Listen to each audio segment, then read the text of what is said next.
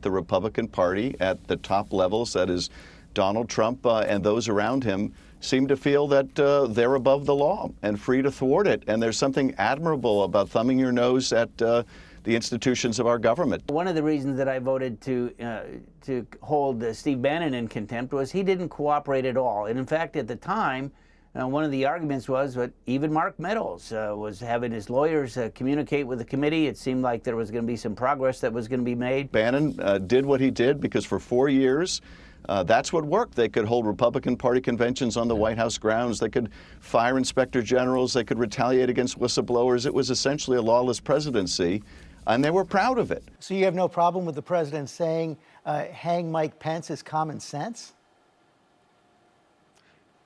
I was with Mike Pence in the Senate chamber during January 6th, and what happened was they quickly got Vice President Pence out of there, certainly a lot faster than they removed the senators. I believed he was safe the whole time.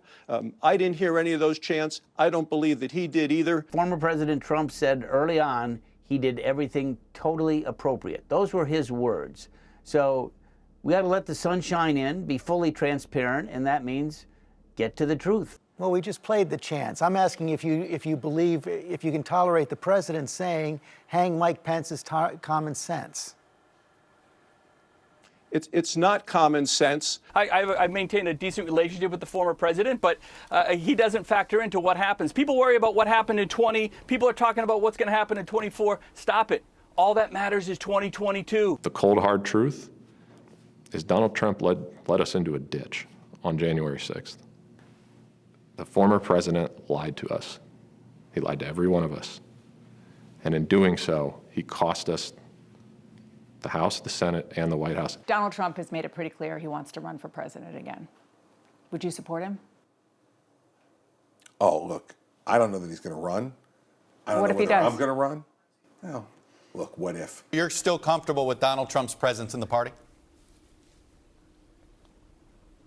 Well, he's a Republican that lives in Florida. I mean, that's it. It looks to me, and I think any objective observer would come to this conclusion, that he has evaluated what went wrong on January 6th. Why is it that he wasn't able to steal the election? Who stood in his way?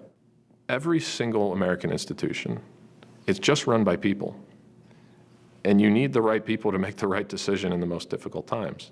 He's going systematically through the country and trying to remove those people and install people who are going to do exactly what he wants them to do, who believe the big lie, who will go along with anything he says.